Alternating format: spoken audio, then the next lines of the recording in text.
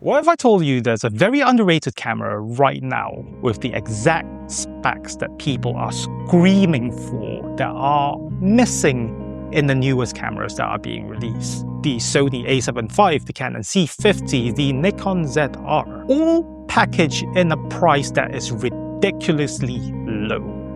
I am talking about 6K open gate, 10-bit 422 or 420, proper exposure tools. I am also talking about focus peaking that works. The camera I'm talking about is the Lumix S9.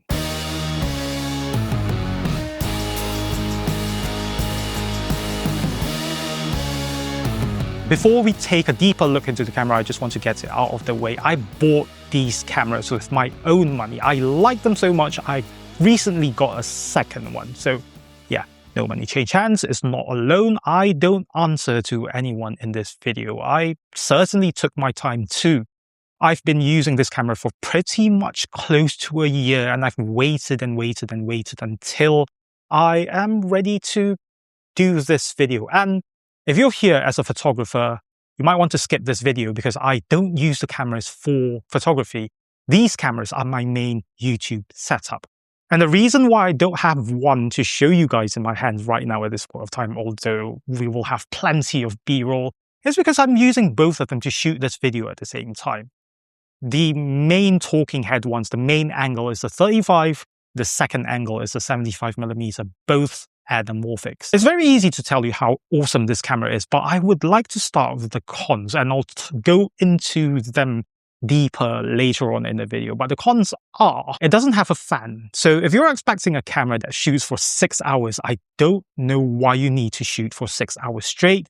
It will overheat. The most I will push this camera is for about 45 minutes shooting at 6K open gate. The USB port and the HDMI port is in the wrong place. It's on the right of the camera if you're holding it towards your subject. That is a problem because it gets in the way of buttons and you might damage it when you're handling the camera. The third one is not much of a problem. It's micro HDMI, so you don't want to put any weight on it ever. Some other nice to have things is that I wish the frame rate of the 6K open gate goes higher than 25 FPS or 30 FPS, but yeah, that is asking for a lot. Now, the way that Panasonic markets this camera is that it's a creator tool. They included built-in LUTs, and you can install your own LUTs as well. You can bake them into your footage. The whole idea is to move the footage into your phone or something. You do not grade it and you use it as is. I don't do that. I shoot everything exclusively in Vlog. I edit it in post. I grade it in post. The files are consistent, stable. They don't break apart easily. Yes, they are 10-bit 420 and 6K open gate, not 10-bit 422. But I haven't had any trouble with grading my footage. And if you know me, I push my grades quite severely. Yeah, it's all right. Do I want 10-bit 422? Maybe nice to have, but doesn't matter for me right now. And because I'm mostly on manual lenses anyway, so the autofocus doesn't matter as much to me. So I can't speak much on the autofocus. I'm sure it works. It's not as sticky or fast as some other cameras, probably, but yeah, I can't say much. It's irrelevant to me. I normally just adapt my light lens lab lenses, and in this case, I'm using the series Anamorphic, the series settings that are manual focus. Let's talk about build quality. Now, let me explain something. I have probably a higher standard of build quality targets because I'm mostly on Leica cameras. So that has skewed my expectations of camera manufacturers. But the camera feels a bit hollow sometimes. It's not very weighty. Yes, it's light. It works better on gimbal. The weight of it actually benefits as if you're actually mounting on a gimbal. You don't need a gimbal that is massive. You can use a smaller gimbal.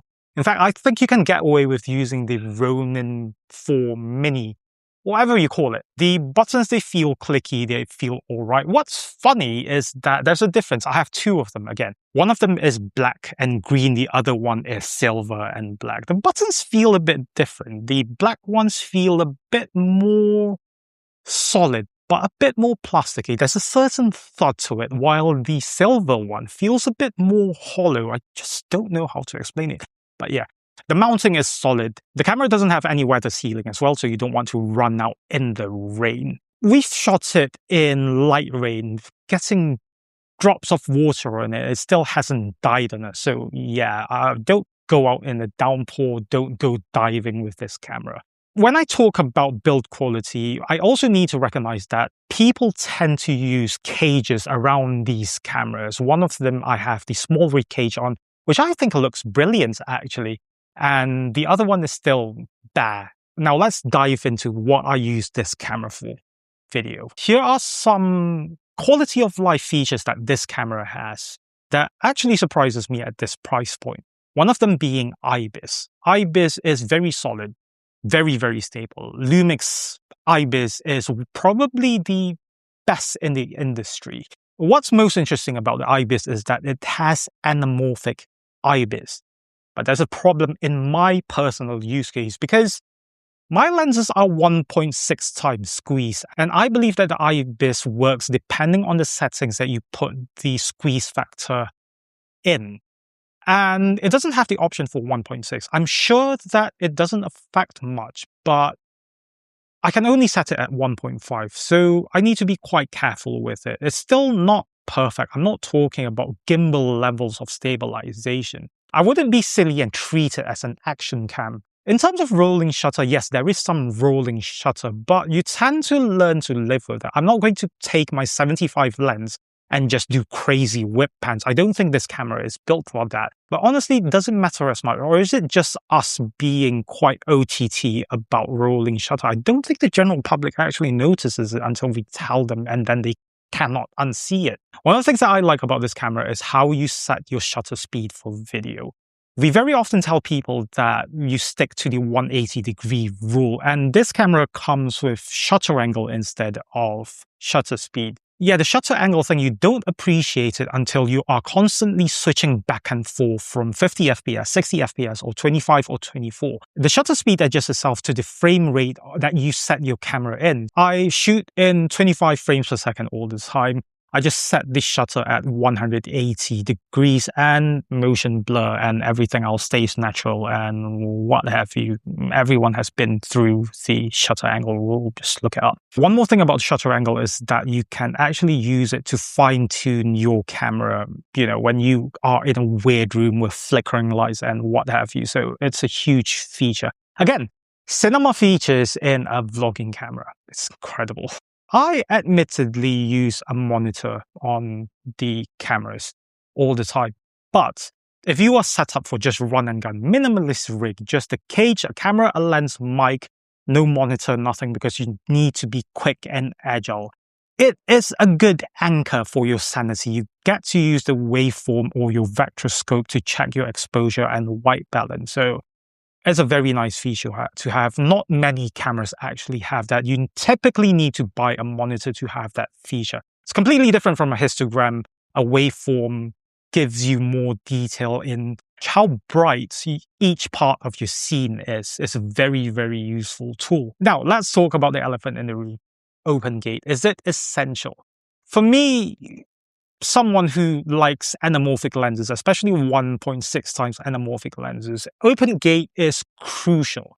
So I don't get an overstretched image if I'm shooting it on 16:9. I get more real estate.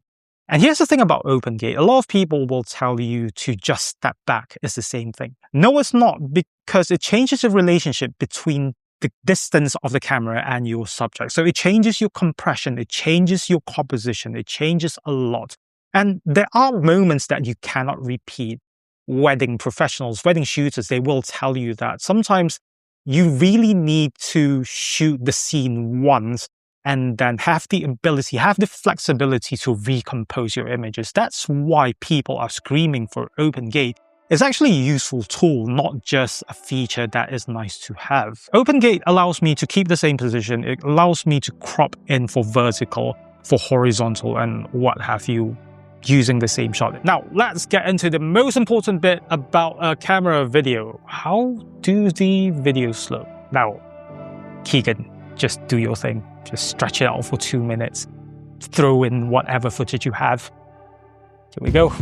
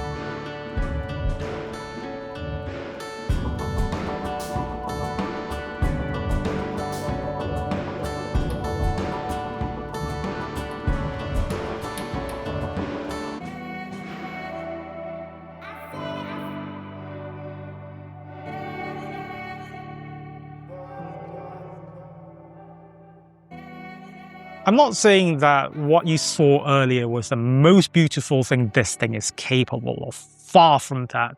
A lot of it is just B-roll taken from the past videos and what have you. It's certainly a mixture of 16:9 footage, anamorphic footage. And you have to understand something though. I use a lot of weird lenses. I use one of them being the Light Lens Z21. It's not a very sharp and clinical lens. I also modify a lot of the footage using a plugin called Lens Node. So yeah, at the end of the day, the camera is just half the conversation.